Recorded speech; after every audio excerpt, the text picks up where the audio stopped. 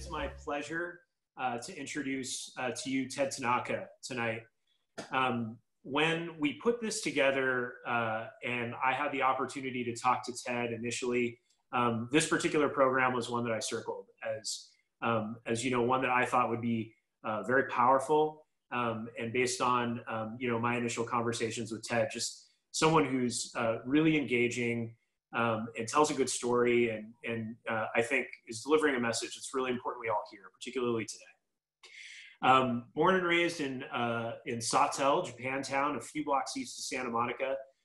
Ted's parents immigrated here from Japan here to LA before World War I. He was raised entirely here in a bicultural and bilingual environment. He went on in his professional career to work for Accenture, which of course is perhaps the world's leading management consulting firm. And then he went on to found Tanaka International, industry-leading Japan and Asia specialist to biotechnology and pharmaceutical clients in the US, Canada, the UK, France, and Australia, to form corporate strategic alliances and new product license agreements. And he's done that since 1986 and continues today.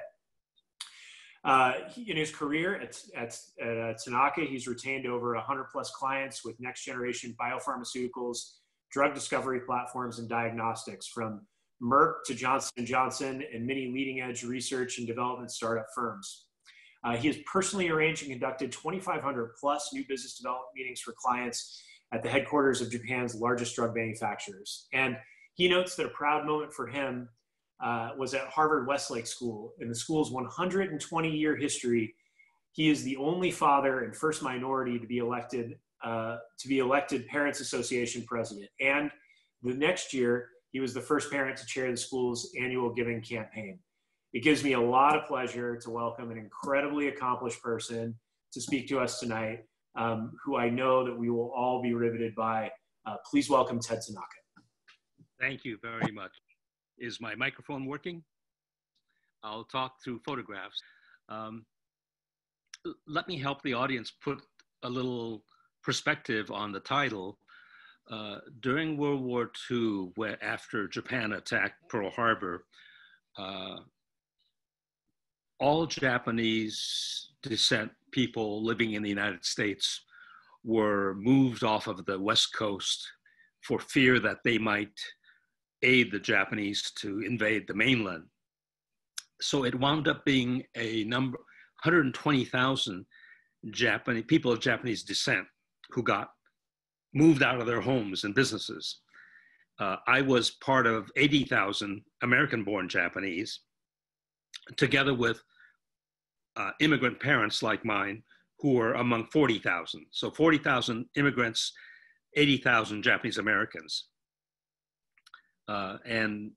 But the real objective of wanting to tell this story is not for sympathy about Japanese, but it's to first understand what is the implication of incarcerating any group of ethnic or people by nationality, be it Muslims, be it Latinos, whatever. And the second and the biggest objective of my wanting to give this kind of talk is really about constitutional law. We have the US Constitution, and Amendment 14 specifically clearly states that any child, even a child of immigrants, aliens, but born in America, are American citizens and are entitled to the Constitution and the Bill of Rights and due process of law. Due process of law, very important.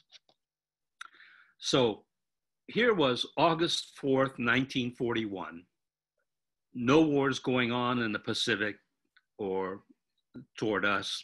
This is the West Los Angeles Buddhist temple.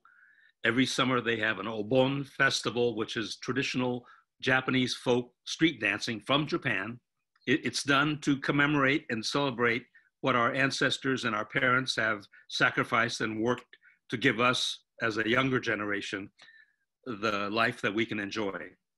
And so in the background on the right is an elevated platform on which there's a microphone for the MC, and there is also a taiko drum for the drummer to beat according to the music. And so this is all exactly as it's done in every part of Japan, even to this day.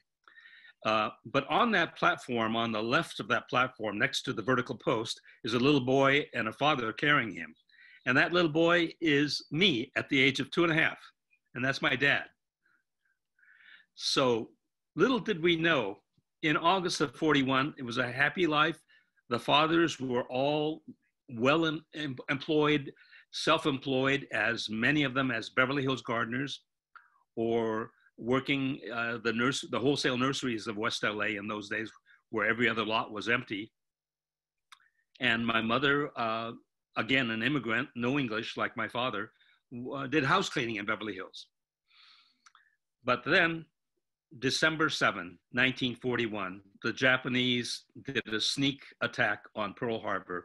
And here's a picture of the famous USS Arizona battleship being blown to where it sunk and is now a memorial to this day. And all of us Japanese on the West Coast were absolutely stunned and speechless, saying, what the heck is going on here? On December 7, by that midnight in Los Angeles, the FBI had rounded up 96 Japanese business leaders, Buddhist ministers, Japanese language school principals, Japanese retail and business owners. These people did not speak English, but the FBI came into their homes, said, get your clothes on, get your hat if you want to get a hat, you're coming with us. No other explanation, no other paperwork. Wives didn't know where they were going, why they were going, how long they were going to be there, and even when they'd see their husband again.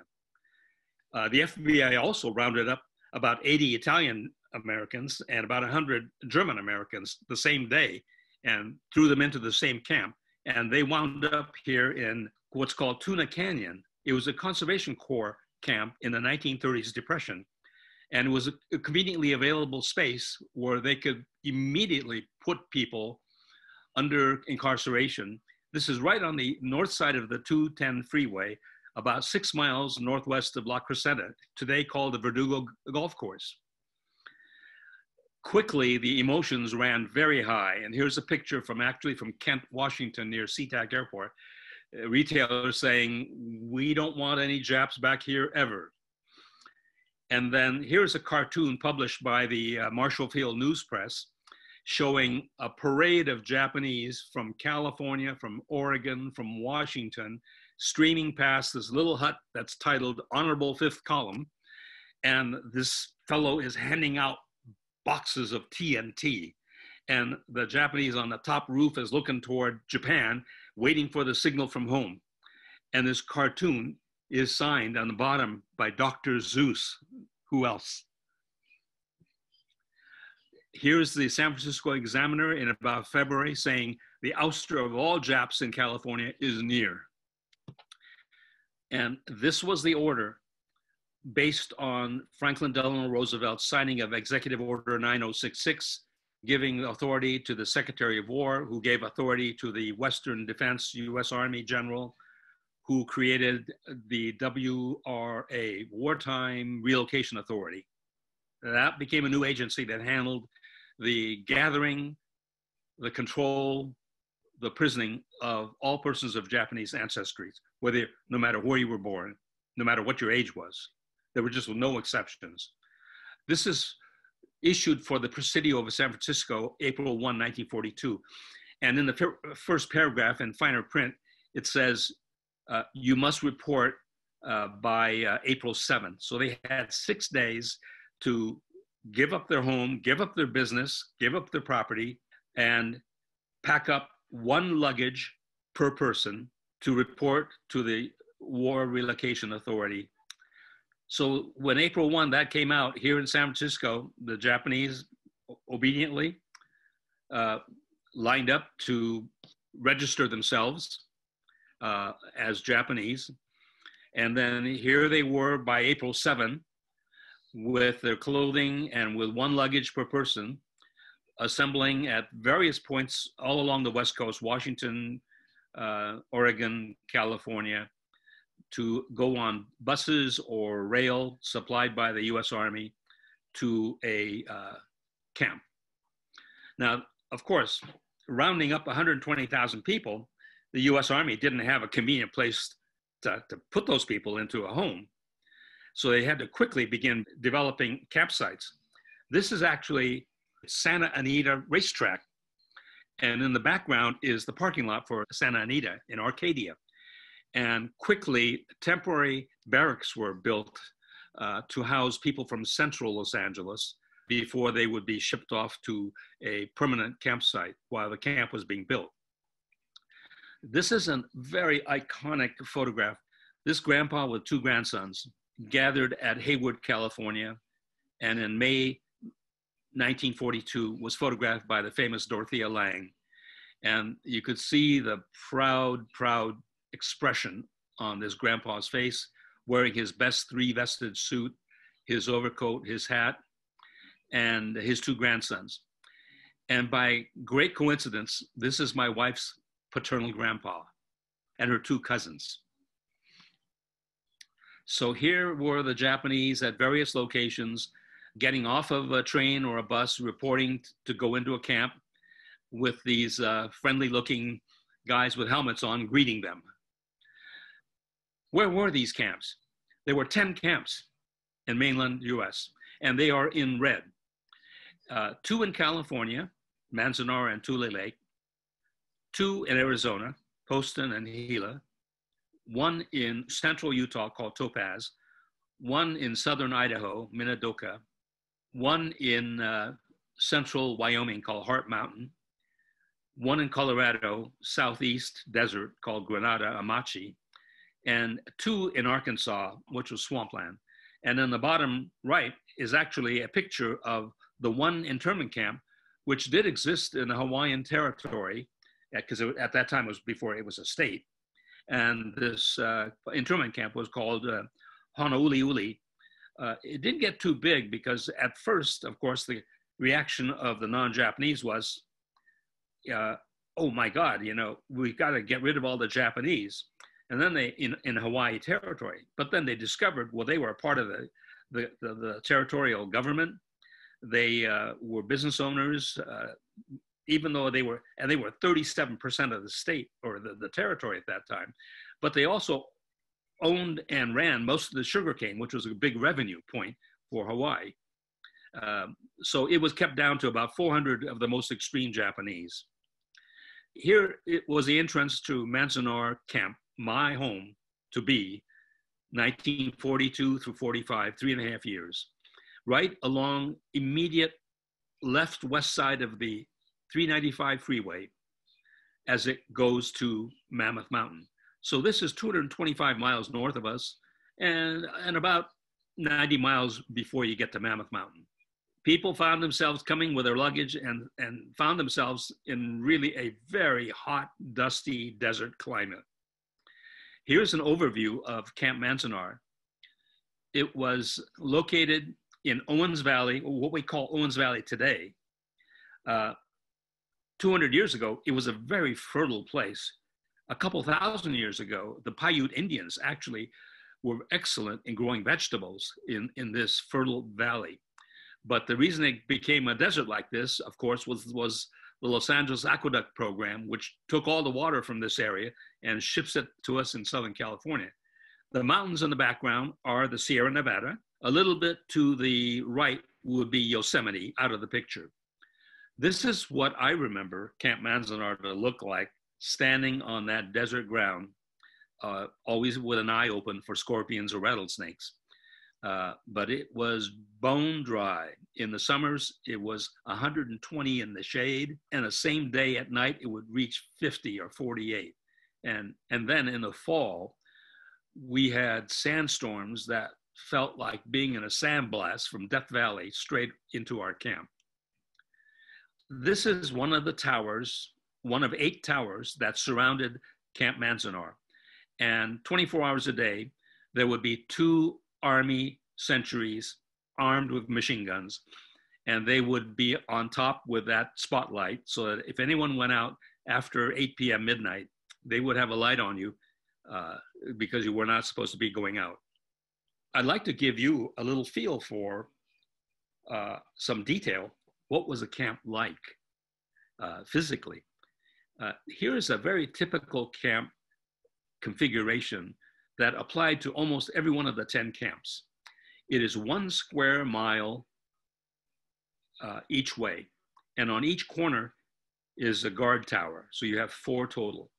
And in the midpoint, between the corners, you have another set of guard towers. So there were a total of 8 guard towers watching over this and surrounded by huge, huge bales of barbed wire.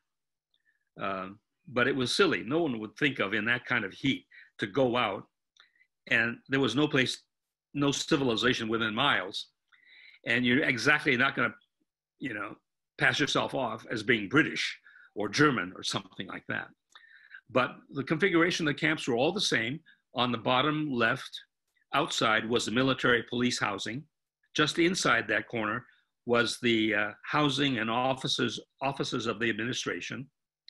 And then next to that is block number 1, and it would go through 12, and then all the way up to the extreme right corner, 36 blocks. 2 blocks were schools, elementary and high school. Every block looked the same, had the same configuration within each block. So you really had to look at the signs to be sure you were in the right block of where home was or where your friend was. Within each block, they were all designed the same configuration as this at all 10 camps. From the bottom left, they called it building. I called it barracks because it looked exactly like tar paper barracks with no insulation. Barracks 1 through 7, and then 8 through 14. There was in the top left, there was a recreation hall. I don't remember that. In the top right was a communal mess hall for block 24, my block. So every one of the 280 people living in these 14 buildings ate breakfast, lunch, and dinner at the mess hall. And then in the middle, there was an ironing room, a laundry room, a women's latrine, a men's latrine. That was it. Interestingly, the government called these units apartments. And they didn't call them barracks, they called them buildings. But on my title page, I put my address. I was in building 2, barracks 2. And unit 4 was the leftmost unit. And I'll show you, because you'll be curious, what did a unit look like on the inside where we lived and considered home? This is a clean, reconstructed fabrication of, but to scale, currently at Manzanar historic site for educational purposes. This is what the inside of our unit looked like. It was 20 feet by 25 feet. That was enough space, they felt, to house one big family, parents and 4 kids. In my case, it was me and my mom and dad. They certainly wouldn't let 3 people use all that space. So when we reported to Block 24, Barrack 2, Unit 4, where we were ordered and assigned, there was another family with a boy and his parents. And we found out that we were both assigned to Unit 4. So the parents simply hung bed sheets to cut the unit in half and share it. So there was no plumbing, no water, no plumbing. There was 1 stove for heat. There was 1 light bulb for light. The only furniture was a wire cot bed with a white sack. And you would have to go outside and find a bale of hay and stuff it with hay, and that was bed. Nothing else, unless you were going to build it yourself by finding materials. So there were no chairs. Here's a man, looks like after work, he's trying to relax before mess hall dinner time. And out of scrap wood, he and his friends have made a chair and even curved the bottom of it so it would have a little bit of rocking action. But the kids and their wives would have to sit on stairs or sit on the bed cot. Much to the horror of the ladies, when they went to the ladies' latrine, this is a full-scale mock-up at Manzanar what they found, these toilet commodes with no partitions, no privacy. It was one hell of a shock. So cameras were not allowed, of course. So some people had an artistic ability, and for the sake of memory, they sketched. And so here they got some fathers to at least find scraps of wood to put up partitions, but in between either hang a towel or a piece of cardboard for a little bit of privacy. And the showers were the same. There was no privacy. So one of my friends who lives in Mar Vista remembers to this day, she was 8 years old to 12 years old during Manzanar. And her mother had her, and she would only go take a shower with a bathing suit on.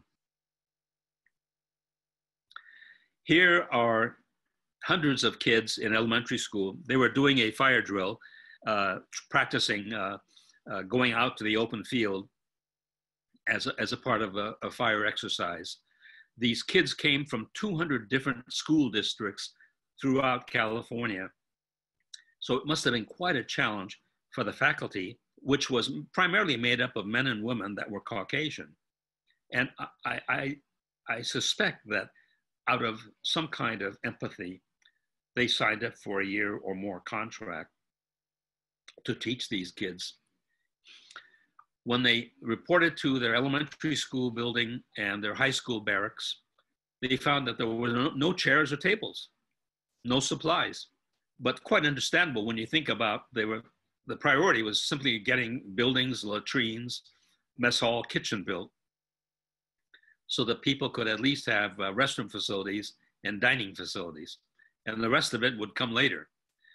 So here are boys cramped in a room with some girls, looks like junior high school level, still no tables. Elementary school kids, I've seen some pictures where they just parked themselves on the ground outside the building because it was cooler there, with a teacher standing in front of them giving them some lectures. But on weekends, to have some kind of diversion, the boys became quite adept and quite organized in setting up baseball teams and having intra-camp competition, which evolved later to 1944 to inter-camp baseball competitions. And the girls, of course, enjoyed doing something for themselves. And so volleyball was an example. This is a picture I took out of the 1944 Manzanar High School yearbook. And the fellow on the bottom right, he was publicity manager for the senior class, and his name was Ralph Lazo. If you know a little bit about the Japanese language, Lazo starts with an L. In the Japanese language, there is no letter L. Well, he's really Mexican Irish. But Ralph at Belmont High School as a 10th grader in downtown LA said, all my friends since elementary school have been Japanese friends. They're the greatest friends. He went with his friends and registered himself for camp. And he said, I'm going to go with my friends. To hell with it. You know, that's who I want to be with. I want to be with my friends. I don't need Belmont High School. And so to this day, when I do this speech live, I hold up and I put on my suit button his ID tag.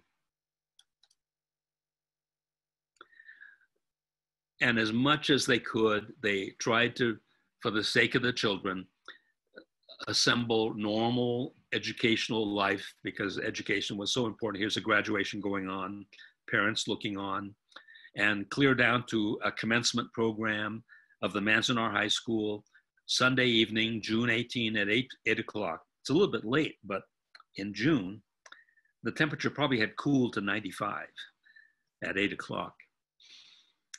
And also as a way to get a little bit of money and to do something for the ladies and girls, adults who had nothing else to do because you were locked up inside those barbed wire, they were making camouflage nets ordered by the US military.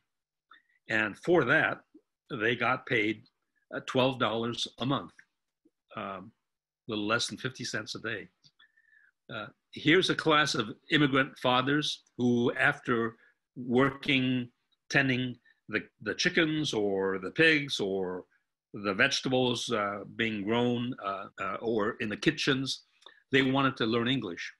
And so here's a picture of a young Japanese lady, probably trained as a teacher. She's teaching these Japanese fathers English. And I couldn't help but take a second look at that poster in the background. And I think it says, "Democracy at Work," with a Statue of Liberty. I thought, oh my, what a sight within Camp Manzanar. My mother never learned English because she was always working house cleaning in Beverly Hills. But one program that caught a lot of favoritism by ladies in their 40s, 50s, 60s was embroidery. And this is a photograph of one of her actual embroidery pieces that she did.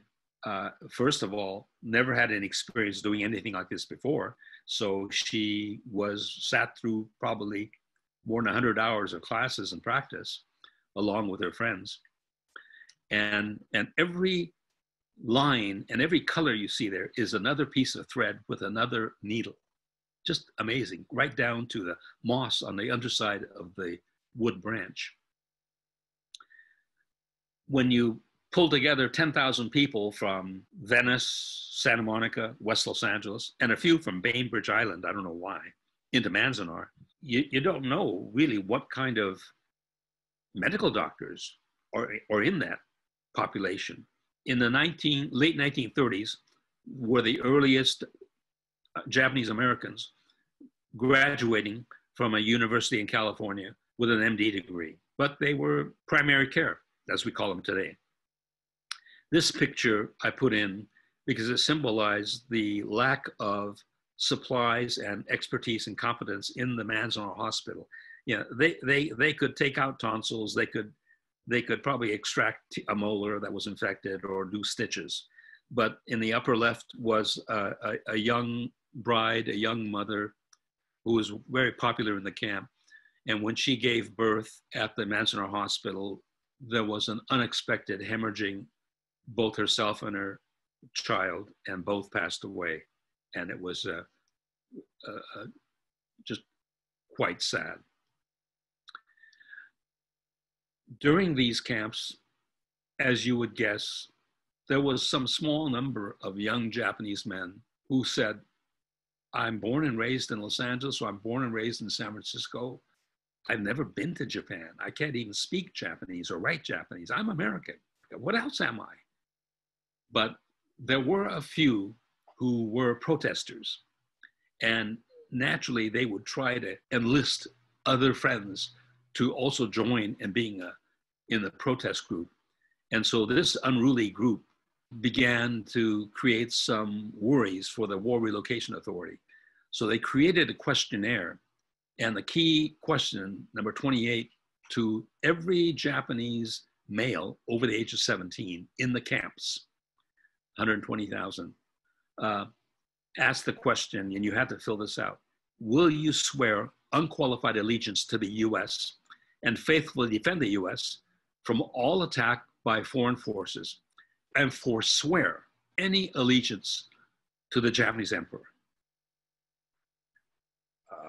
First of all, many of these young men said, you've got me in jail. What the hell reason do I have that I've got to answer your questionnaire? Go to hell. My parents couldn't even speak English. They'd never even been asked a questionnaire, even in their own language. And so, but you know, they were thinking about it, and they said, you know, if I'm a Japanese immigrant, Japanese citizen, and I forswear allegiance to my emperor, Japan might negate my Japanese citizenship. And this is before naturalized citizenship in the United States, which wasn't effective until 1952. So you couldn't become a citizen of the US, you couldn't, and you would be maybe disowned by the Japanese government. You were a non-citizen. And so the rumor was that if you didn't agree to this as an alien, you might be shipped by the US military back to Japan in return for a US POW, for a head count exchange.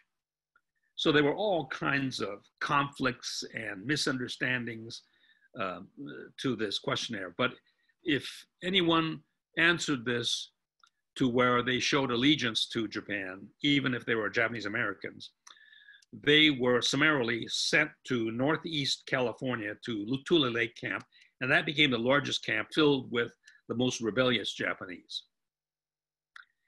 Even with that going on, here's an actual picture from inside Manzanar Camp, where a young man at the age of 18 said, "I can't stand this life we have in camp.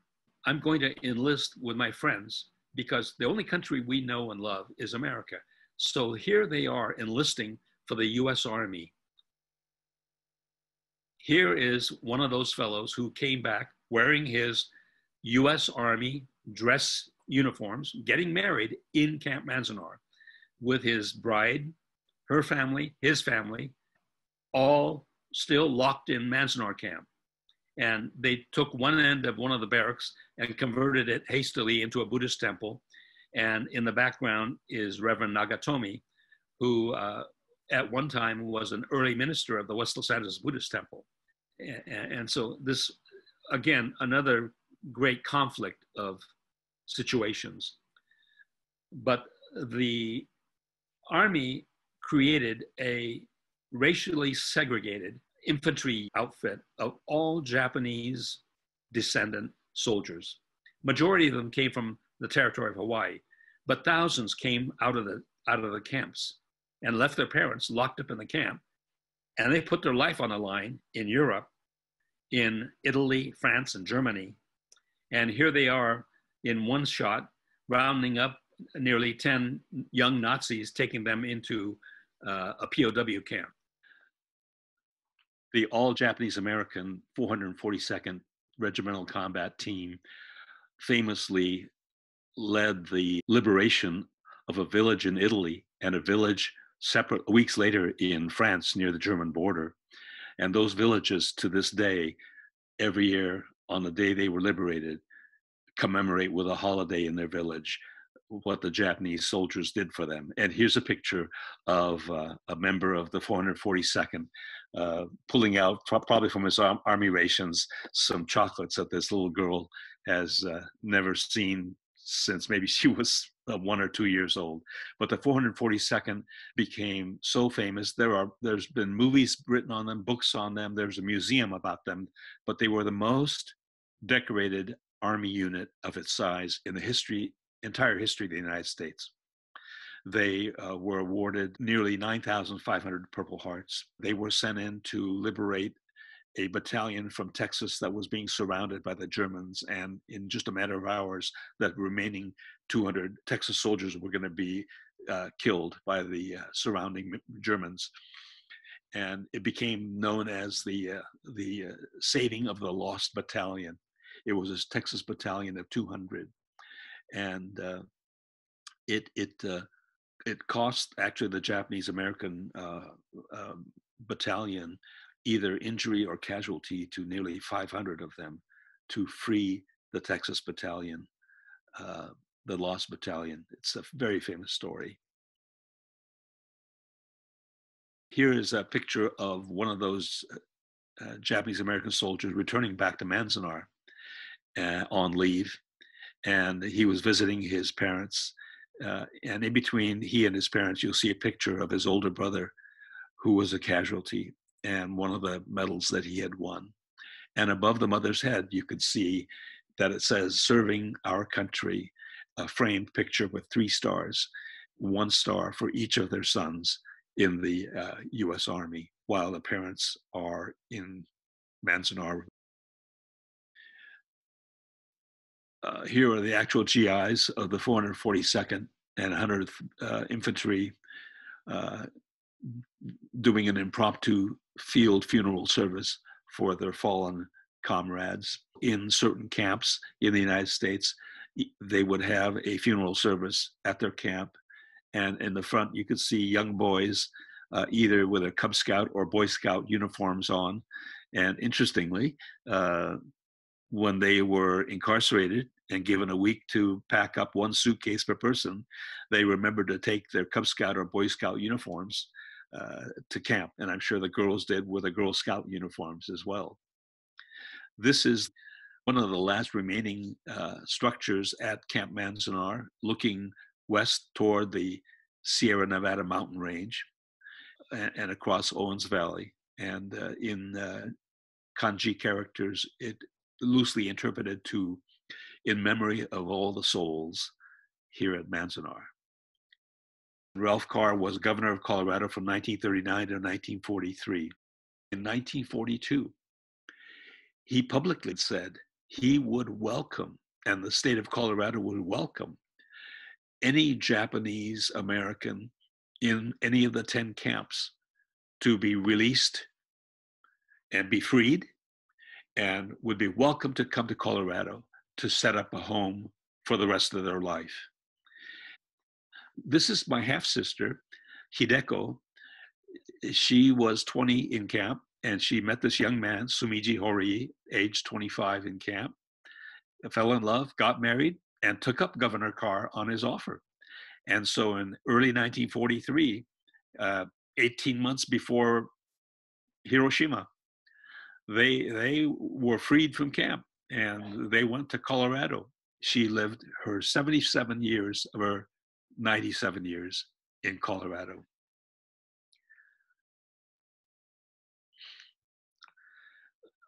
Others from camps returned home to places like West Los Angeles or Boyle Heights, downtown LA. And much to their surprise, they found in their old homes signs like this that said, "No Japs wanted." My parents knew that this was going to happen. So they decided instead, being released from camp, that they were going to rent someplace, save money, and then when they had enough money, they were going to purchase a small lot back in Sawtell and build a small 2-bedroom house as their dream house for the rest of their adult life.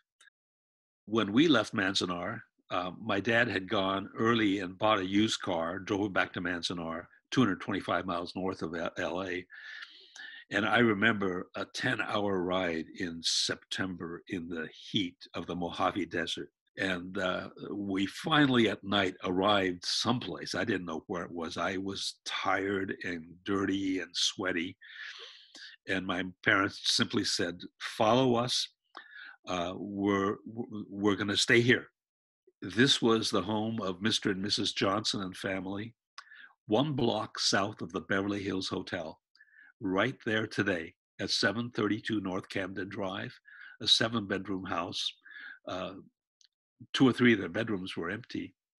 And I remember in the dark, tired, but just holding my mother's hand, walking in from the back of the house. And she just said, "We're going to stay here."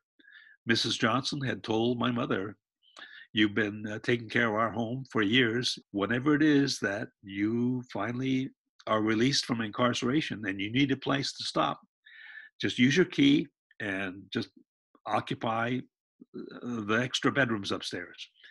This was fall of 1945.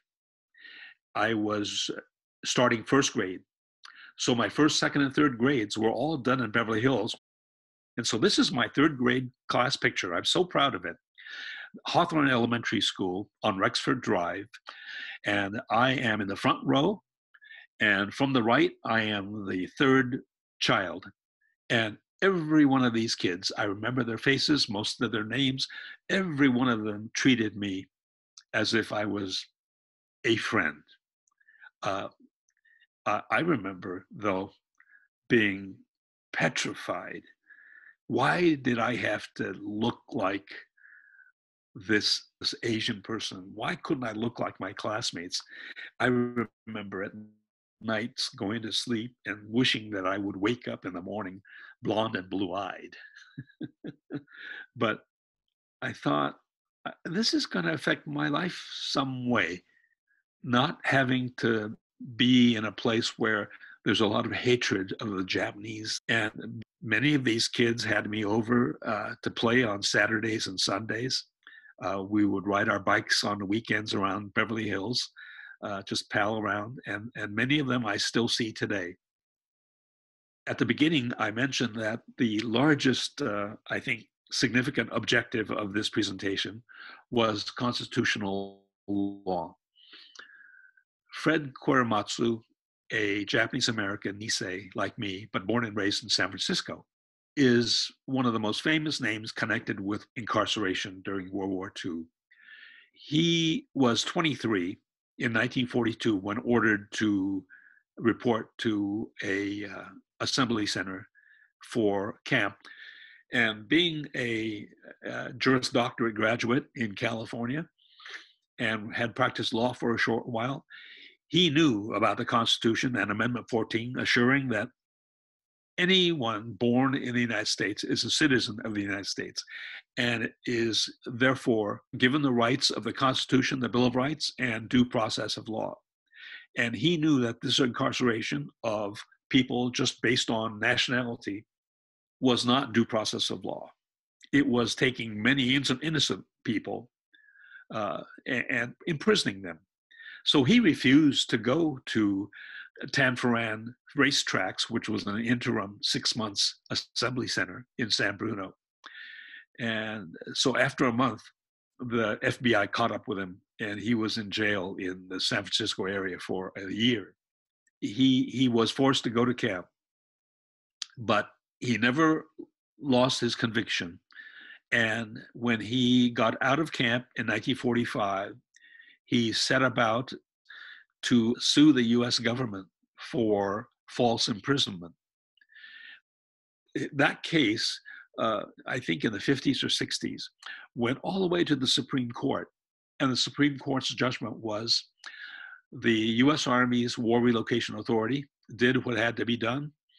And that anyone of Japanese descent was considered a political ally of the potentially invading Japanese. And so they were dangerous to American society. Then in more recent years, Fred again brought suit with more research and more information. It didn't go all the way to the Supreme Court, but it did get the ear of Supreme Court Chief Justice John Roberts. He said that in the earlier trial that did go to the Supreme Court did not see all of the information that and intelligence that really was available in 1942 that would have shown that the large majority of the Japanese, the 120,000 that were incarcerated, were of absolute no threat to the safety of the United States. This is August 2018, when President Trump's administration ordered Latinos and some Latino children without their parents to be incarcerated at Fort Sill, Oklahoma. It brought out such history and personal feelings of some Japanese who were also in 1942 incarcerated in Fort Sill as an assembly center before going to camp. So the lady in the center with a black t-shirt that says, "Stop repeating history," she's holding a picture of herself as a young child. And this is a picture taken at Fort Sill. The man with a white t-shirt shows a picture of himself saying, "Not okay in 1942, not okay now." And I think that brings to bear how this is history, but is history repeating itself? It's still quite relevant. I'd like to end my talk with a brief nod to densho.org. It is the world's largest single site of historical information about World War II incarceration. I mentioned earlier the 442nd Regimental Combat Team is at a museum in downtown Little Tokyo, Los Angeles, called goforbroke.org. The Japanese American National Museum is across the street in Little Tokyo, and it's only dedicated national history of the Japanese American history in the United States. Thank you very much for your time and attention. Ted, thank you so much for that. What a powerful recantation of those events. We're gonna open it up for questions for Ted. Ted, I'll start us off. So, folks were required to report to camp, you said by April of 42. The war ends in 45.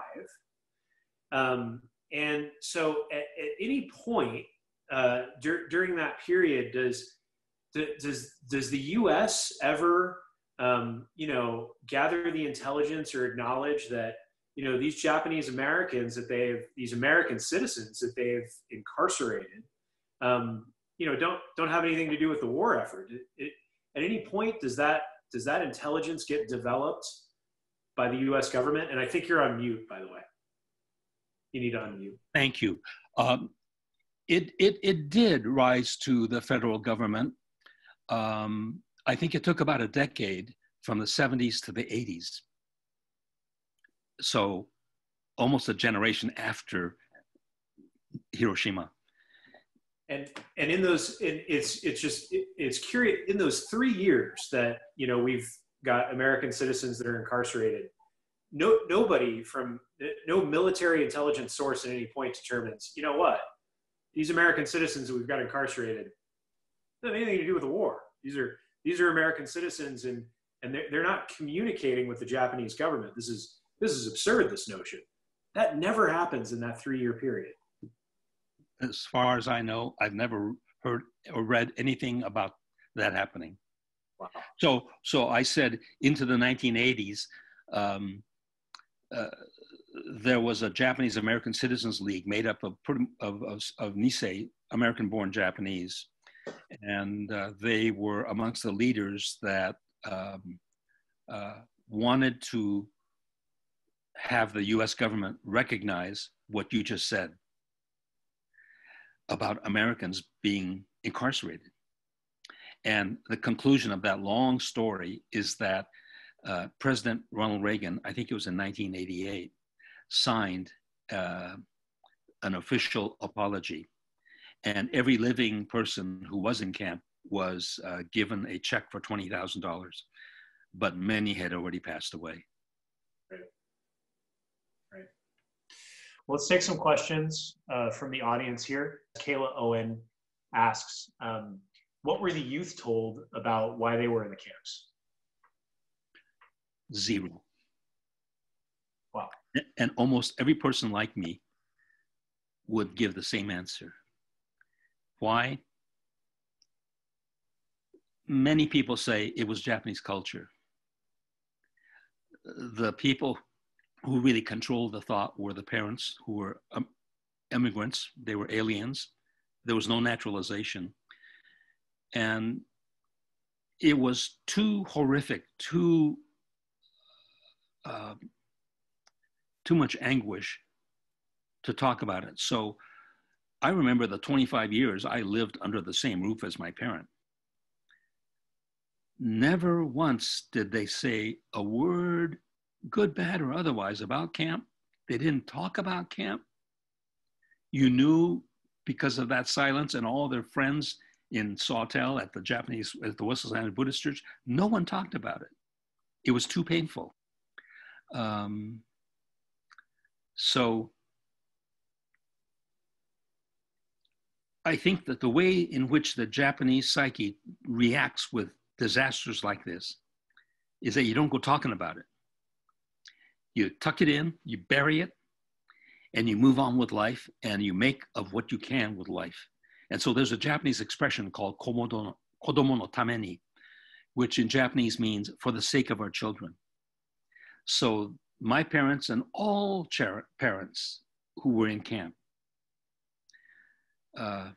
must be 99.9% of them, said nothing about being in camp, any feelings about camp, any facial expressions about camp.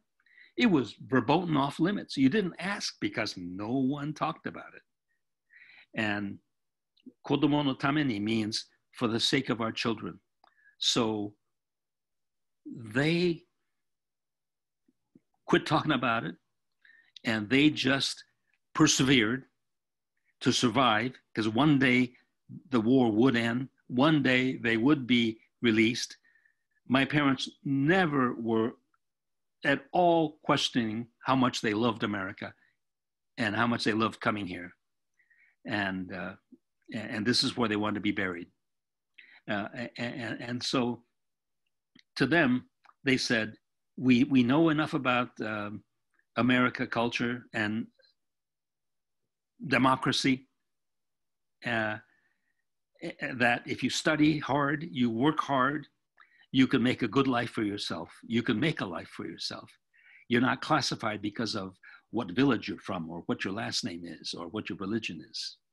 And so because they believed in the democracy of America, they said, we're simply gonna stay the long course in America, be sure our children get educated in America. And then the American democratic system will give them a good life, better than being in Japan. And Ted, when did you start to tell this story? When did you think that you needed to come out and start talking about this? I never wanted to talk about it. It was 18 months ago. And I was sponsored into a small 90-year-old men's breakfast club at the California Club. And the person who sponsored me and my carpool partner said, Ted, weren't you in camp? And I said, yes. He said, well, you know, every year, each of our members is required to give a 1-hour talk on any subject you want. Why don't you talk about being in camp? That's pretty novel. The you know, Caucasian businessman, I was the only Japanese in this breakfast club. We had our meeting this morning by Zoom. He says, they've never met anybody who was in camp or heard anyone talk about these camps. So I told my sponsor, my carpool partner, let me think about it. I said, it's in the closet, you know, and I'm in my 70s, you know, and I never thought I'd talk about it. There's no reason to talk about the worst years of your life. Why talk about that? That's nothing to talk about. Then I thought about it some more, and I thought, you know, it's been 70 some odd years since. And now with the presidential administration we have talking about Muslims and Latinos, I thought, yeah, you know, maybe it is. And so I put together this same presentation and gave a talk in spring of 2019. And I won Speech of the Year. And actually, I had a Zoom last week with the Japan ambassador to the United States, and he's interested in having me give the talk live in Japan. Well, it's an important message that you're delivering, and we thank you for that. We've got a few more questions here. Okay, so Libby Motika asks, you spoke about some of the women who were paid by the U.S. military to make certain items. Was there a camp store that folks were able to purchase things from, and what was in it? Yeah, yes, I don't remember it, but it must have been very basic. I think I do remember that it was very popular for the parents to save money and order from the Sears catalog. My father, in the Block 24 mess hall, his job for 3.5 years was he was one of a 3-man team to prepare, wash, and cook the rice for breakfast, lunch, and dinner.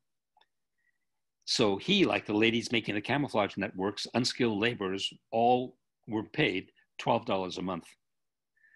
A friend of mine was a doctor, a young MD at Topaz, Utah in camp.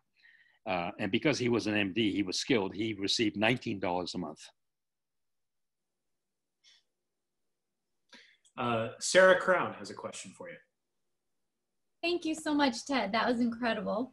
I wanted to ask what your thoughts are on the current movement to reframe how we refer to internment camps. I know that there are some that feel they should be called concentration camps. I naturally took myself through those issues. And I think I'm settled on the word incarceration because I looked in the dictionary. Internment can be meant to be voluntary internment. Incarceration is involuntary. You're a prisoner.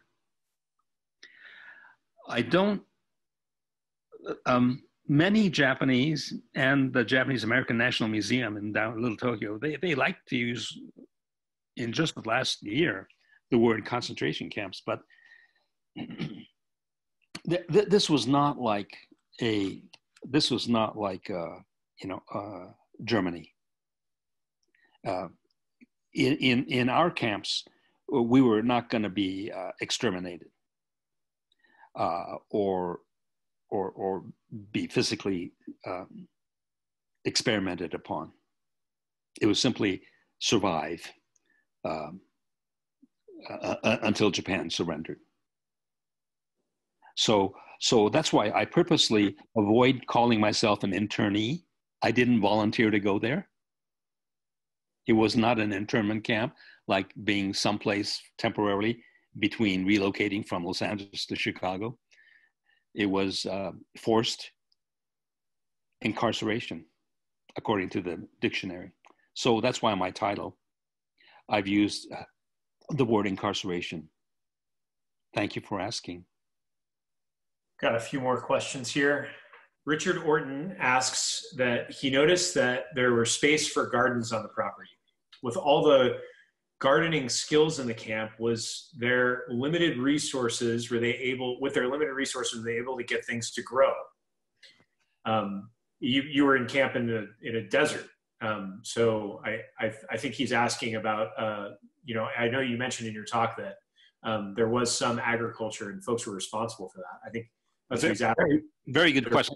If I had more time on a longer version of this, I do have photographs of vegetables being grown for hundreds of acres outside of camp in Owens Valley. In the camp, I used to climb up pear trees and would eat the pears right off the tree. They had a pig farm, chicken farm, and in between the barracks, here and there, not very often, there were some limited vegetables and flower growing. They were able to do this in this parched, dry Owens Valley because the Japanese knew they needed water, and with the cooperation of some equipment from the Army, they redirected water from the base of the eastern Sierras and from springs to come toward the outside of camp. And so those Japanese in the camp who could be trusted spent their working day outside the camp barbed wire, but tending to acres and acres of vegetable gardening. And they got so good at it by 1944 that they could supply all the vegetable needed by the 10,000 people in the camp. And they had a surplus, so they actually sold it to Lone Pine and Independence and Bishop. Kayla Owen asking, what was the general relationship between the camp military and camp residents? Generally, we didn't see them except on the towers, those 8 towers. There were some specific cases where at Manzanar, and I'm sure at all the other camps, there must have been a similar situation where there were several protesters who organized others to join, and like protesting here in the United States 2 weeks ago after George Floyd got physical and got violent. And that's when the military came out, the Army came out from their barracks just outside the barbed wire, came in with rifles. And there was one very famous case where 2 young men in Manzanar got shot and killed by U.S. soldiers. The story goes even further to say that the autopsy done in Manzanar Hospital was reported that they got shot in the back, and then supposedly the U.S. War Relocation Authority came in and altered the report to say they were shot from the front.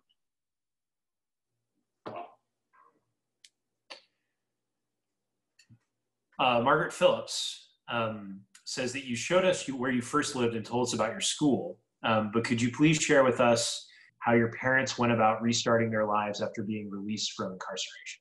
In some ways, it was fortunate for my mom and dad. They had worked for 20 years for the same families in Beverly Hills. My mom house cleaning 4 days a week for the Johnson family on Camden Drive, a block south of the Beverly Hills Hotel. So when my dad talked to one of his customers, he found out that the next door neighbor had a 6-car garage and had an apartment on top, and it could be rented. And this was 1947 and 48. And so we actually moved there from the Johnson's home for my second and third grade. And all the while, my dad and mom saved every dollar they could, plus Japanese credit union borrowings. And they found a small lot near Olympic and Sawtelle Boulevard. They bought the lot and built a brand new 2-bedroom house. Total in 1948 was $12,000. We might have one more question. Okay. So Karen Breakstone, before we wrap up, what happened to German American citizens that were rounded up? Your talk was great and should be scared with school students. I agree with you, Karen. Thank you for deciding to talk about your experience. I think we all echo that. Were there German American citizens that were rounded up? And I think Karen's asking about that. I think there were 200 or 300, probably from California, 100, 110 Italian Americans. They did not go to the camps like the Japanese, because those 10 camps that we were in were 100% Japanese and Japanese Americans.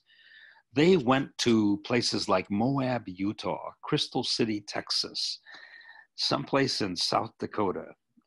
And then I don't know what happened to them later. But some of my classmates at Hawthorne Elementary School in 47 and 48, I still see some of them from time to time. And just recently, Jeff Fassnow said, my grandparents came from Germany. And so my father, who was born in Ohio, but German American, he worried that they might be on some list. So, but besides the fact that the Fassnows were a wonderful family, and Jeff is still my friend after 70 years, but still, that was in his father's back of his mind, saying, we understand what these Japanese have been through, because we're probably on somebody's list, an FBI list someplace. So that's very true. But it's encouraging and grateful that an organization like the Santa Monica History Museum has interest. Let me give this talk in a long version last September 14, and then again tonight. It's encouraging, it's really supportive and everything positive. Maybe I found a new hobby in my senior citizen years. Ted, I can't tell you how impactful your talk was, and how important the story you're telling is, and how much I admire you for doing it. So I thank you for being here this evening with us, and I thank you for doing this. Thank you, everybody, for coming to this evening's talk. We're grateful that you continue to be out here and do this with us. Again, if you're curious about that link to donate, Christina has just posted that again in the chat. Obviously, most of our fundraising is done in person. We are a nonprofit. We are entirely supported by the kindness of our patrons. And so if we can't welcome you into the museum and you're not in our gift shop shopping, and we can't welcome you to an in-person fundraising event, then that means that our ability to raise funds to support our organization is, of course, very limited. So one of the things that we hope you'll consider tonight is to make a donation to the museum. And there's no required amount. You can donate anything that you want, that you are comfortable with. All donation levels are very much appreciated, and they help us to be able to continue to offer you programs like this one, and eventually a robust in-person program, as we progress to that point safely. Our next lecture is going to be June 25th. Richard Orton is going to give a talk about how they built Westwood. Should be really interesting. We look forward to Richard's talk on the 25th. We look forward to welcoming you all back here then for that. Until then, stay safe, stay healthy, and we'll see you soon. Thanks so much. Bye, everybody.